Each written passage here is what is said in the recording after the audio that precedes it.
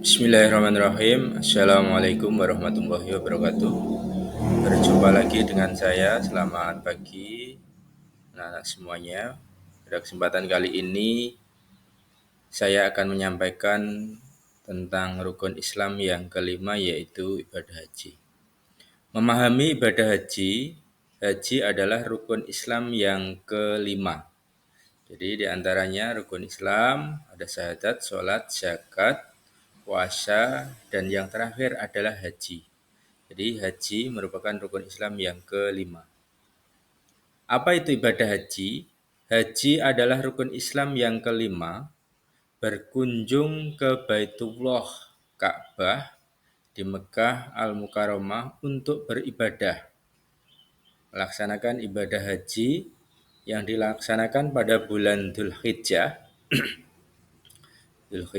atau bulan besar, Idul Kurban kalau di sini. Kemudian wajib dilakukan sekali seumur hidup bagi yang mampu. Jadi catatan bahwa wajib melaksanakan ibadah haji bagi yang mampu. Jadi tahukah kamu untuk umat Islam di seluruh dunia, dari berbagai penjuru dunia, apabila melaksanakan ibadah haji, semuanya pada pergi menuju ke Baitullah atau menuju ke Ka'bah untuk melaksanakan ibadah haji. Syarat wajib haji. Kemudian apa syarat wajib haji? Syarat wajib haji adalah yang pertama tentu jelas, yaitu beragama Islam. Yang kedua baligh atau dewasa. Jadi kalau belum baligh itu hajinya masih belum diakui atau belum sah.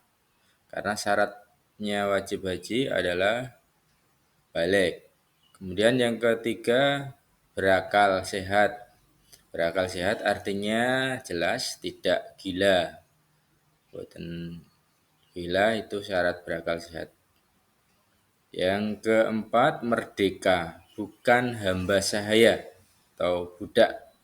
Budak, ketentuan budak itu beda dengan sekarang ya. Kalau di Indonesia, di negara kita itu budak sekarang katanya sudah tidak ada. Budak itu ada pada zaman dahulu, pada zaman Nabi, yang mana bekerja seperti halnya pembantu di sini, tapi tidak mendapatkan gaji ataupun upah. Itu budak. Yang selanjutnya mampu secara fisik, jadi tubuh kita, badan kita kuat melaksanakannya, mental dan finansial. Finansial itu jadi dana atau mampu mempunyai uang untuk mendaftar haji, untuk biaya hidup di sana, kemudian tetap mampu yang ditinggalkan itu juga masih mempunyai sebagian hartanya yang untuk dimanfaatkan. Dan mengapa menurut kita kemampuan finansial itu menjadi syarat penting? Karena syarat pentingnya adalah kita itu kewajibannya yang utama adalah menafkahi keluarga, jadi kita harus mampu terlebih dahulu, untuk itu barulah kita bisa haji. Rukun haji selanjutnya ada beberapa hal rukun haji yang diantaranya adalah ihram.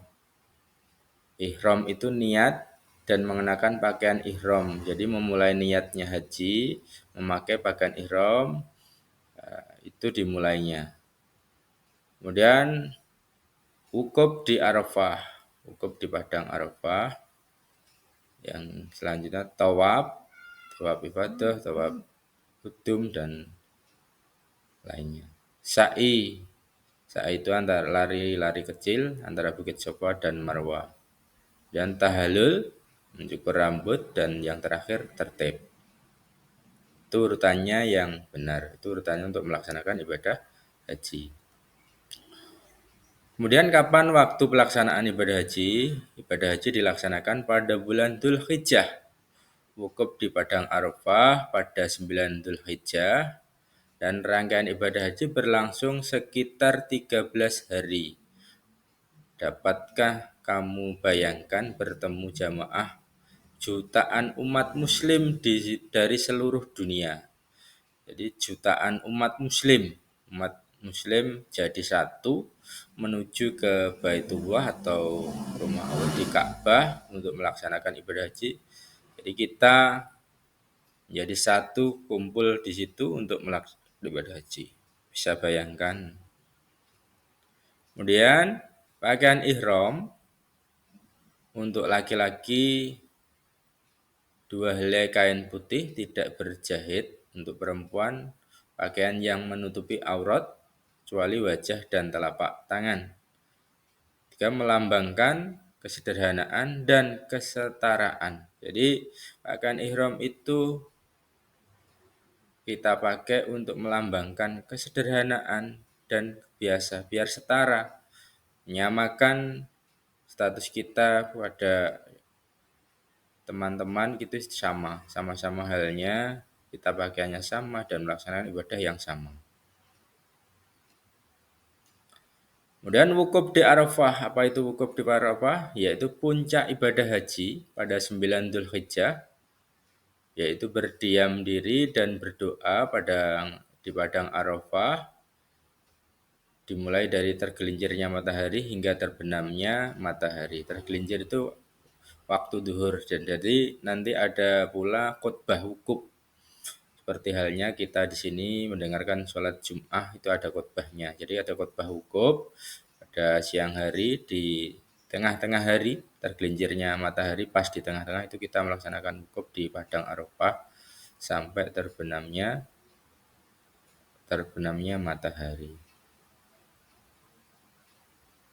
Karena wukuf itu ya harus dikerjakan, karena kalau tidak dikerjakan wukufnya itu maka hajinya tidak sah. Selanjutnya rukun haji adalah tawaf dan sa'i. Tawaf yaitu mengelilingi Ka'bah sebanyak 7 kali. Jadi berputar mendekati Ka'bah, mengikuti atau berlawanan dengan arah putar jarum jam.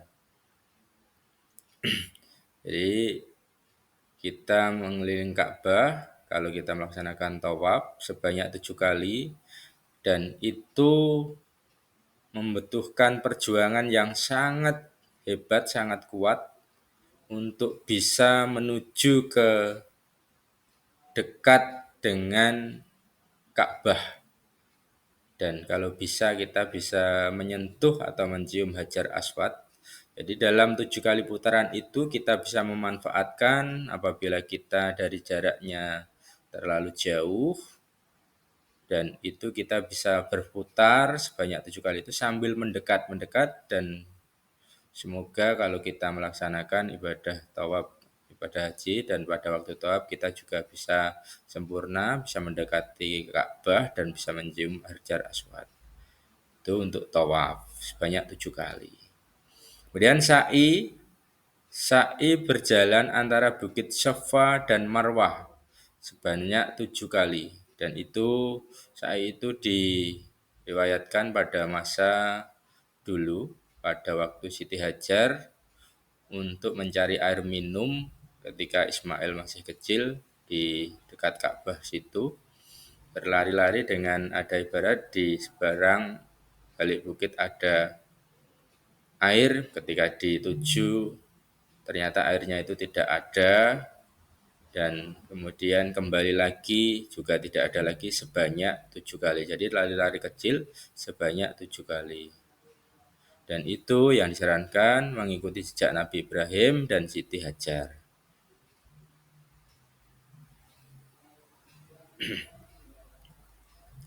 Kemudian larangan selama ihram, yaitu memakai wewangian. Memakai wewangian itu tidak boleh. Memotong kuku dan rambut juga tidak boleh. Menutup kepala bagi laki-laki. Jadi kita tidak memakai kopiah atau topi dan lain sebagainya, tidak. Kita hanya mengenakan pakaian ihram saja. Kemudian yang larangan yang lain, kita tidak boleh berburu atau membunuh binatang apapun. Dan yang terakhir larangannya adalah kita tidak boleh menikahkan atau menikah atau menikahkan. Mungkin barangkali ada orang yang menunaikan ibadah haji di sana mendapatkan jodoh dan itu tidak boleh melaksanakan pernikahan, atau seorang laki-laki yang menjadi wali menikahkan itu juga tidak boleh. Itu larangan ketika ihram. Larangan selama ihram. Kemudian hikmah dari ibadah haji yaitu hikmahnya meningkatkan ketakwaan kepada Allah Subhanahu wa taala. Belajar kesabaran dan keikhlasan, merasakan persaudaraan sesama muslim karena di sana bertemu antara muslim satu dan muslim yang lain. Misalkan muslim kita dari Indonesia bisa bertemu muslim Malaysia, Brunei, atau bahkan orang barat itu yang sama muslim yang mana ketika dia juga sama-sama melaksanakan ibadah haji. Kemudian selanjutnya untuk hikmah yang lain juga menghapus perbedaan status sosial, entah itu di rumah dia orang kaya atau miskin, tapi dia mampu melaksanakan ibadah haji, di sana tidak membawa harta untuk kita bawa semua, untuk kita pamerkan tidak. Di sana kita sama-sama tamu Allah, jadi derajatnya kita di hadapan Allah itu sama. Dan selanjutnya bagaimana haji dapat mengubah kepribadian seorang. Jadi setelah ibadah haji kita bisa lebih istiqomah dalam beribadah, lebih dekat kepada Allah dan lebih tumakninah. Dan persiapan menunaikan ibadah haji yang perlu disiapkan yaitu mempersiapkan biaya yang cukup, mempelajari manasik haji yaitu tata cara kita, bacaan-bacaan dan gerakan untuk melaksanakan ibadah haji. Mempersiapkan kesehatan fisik kita dan mental, dan menyelesaikan urusan di rumah dan pekerjaan. Meminta maaf kepada keluarga dan kerabat. Itu untuk materi haji yang dapat saya sampaikan. Terima kasih. Assalamualaikum warahmatullahi wabarakatuh.